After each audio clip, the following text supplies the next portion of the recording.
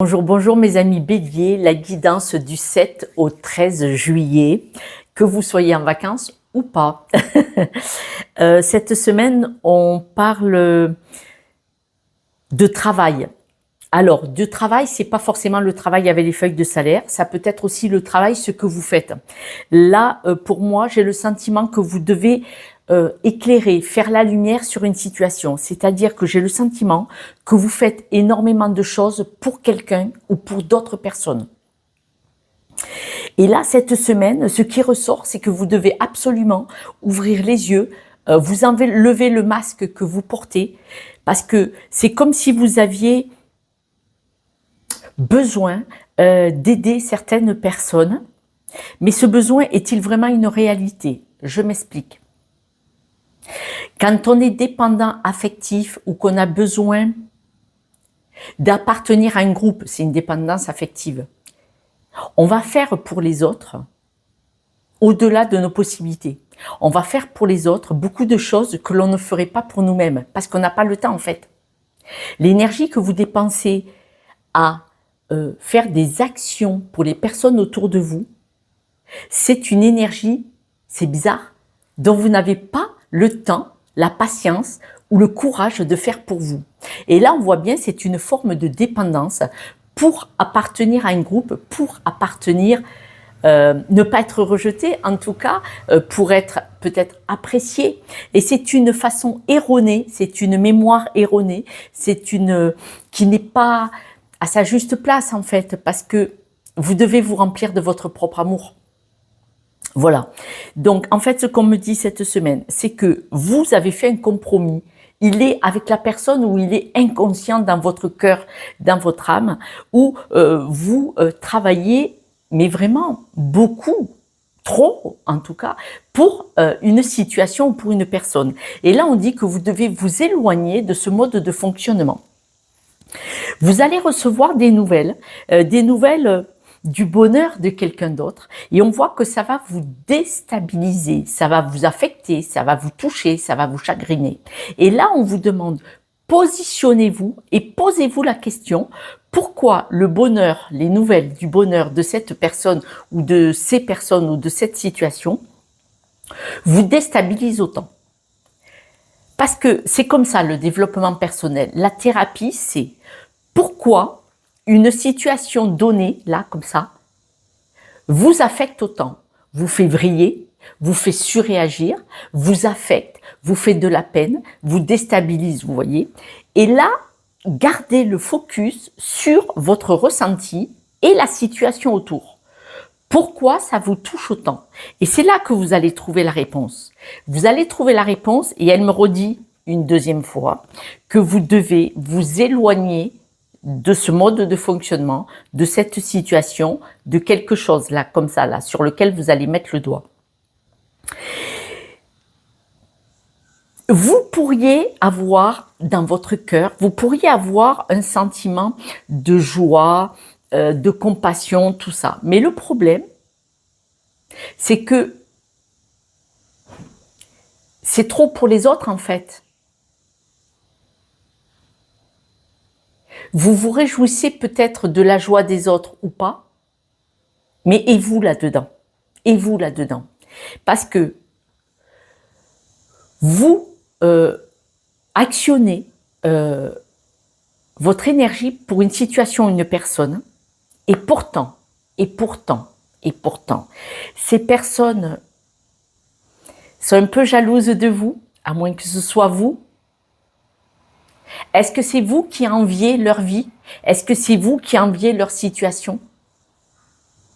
Mais on voit que là, il y a quelque chose de dissonant. Il y a quelque chose qui ne fonctionne pas.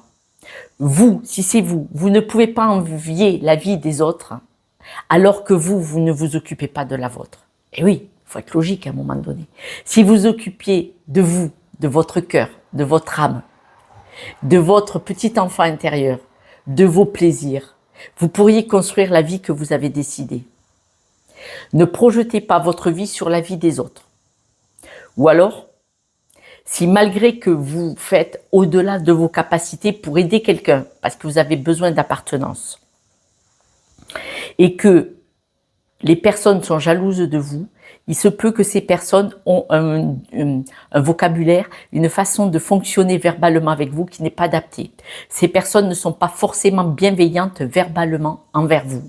Ouvrez les yeux. Ouvrez les yeux.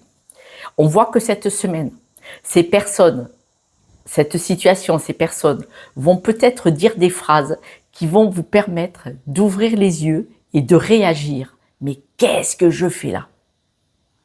Et c'est bien. Et c'est bien. C'est ce fameux tournant que vous allez probablement prendre si vous le voulez bien, parce que vous allez ouvrir les yeux, mais pourquoi je suis comme ça? Mais pourquoi j'attends de ces personnes-là? J'ai tout en moi.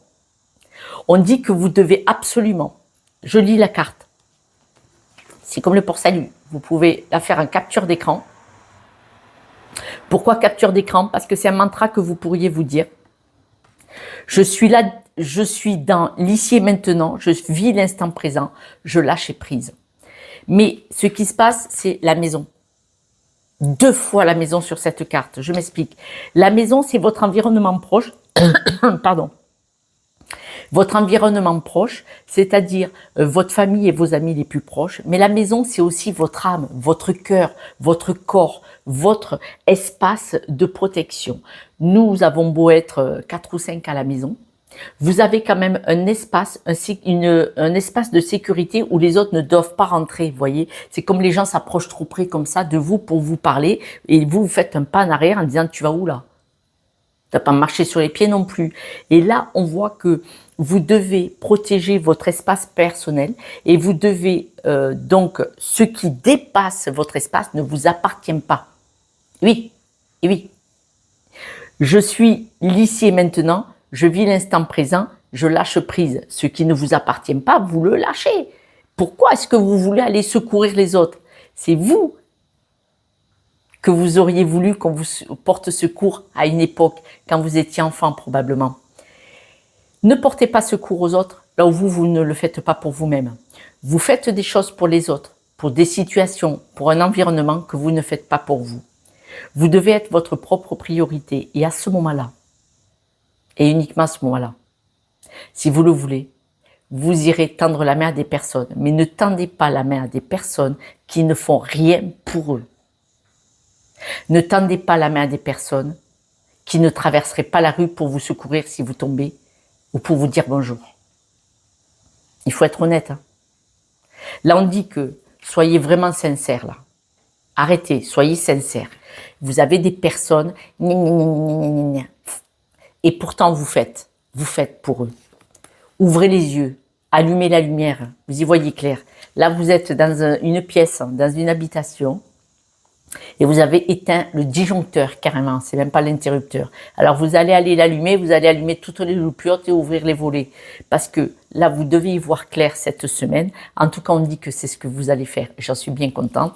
On me reparle aussi d'ouvrir les yeux, décidément, décidément, décidément. D'ouvrir les yeux, lève la tête, sors de tes pensées qui t'enferment. Sors de tes pensées qui t'enferment. Regarde autour, la magie est là, tout autour de toi. Vous n'avez pas besoin de ces personnes pour exister, c'est une croyance limitante. Quand vous allez ouvrir les yeux, la chance. La chance sur tout ce qui était nébuleux, tout ce qui était, vous savez, cette lumière éteinte, tout ce que vous ne compreniez pas, tout ce qui était brouillard, qui était déstabilisant.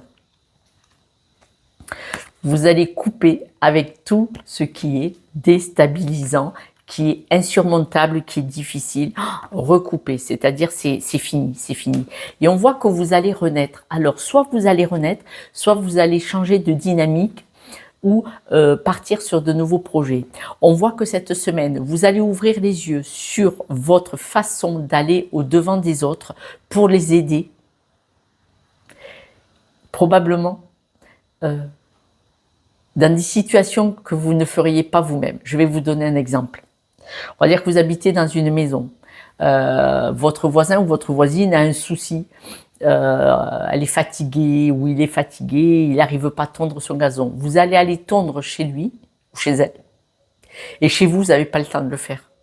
Ou chez vous, après, il fait trop chaud. Ou ce n'est plus l'heure, vous voyez.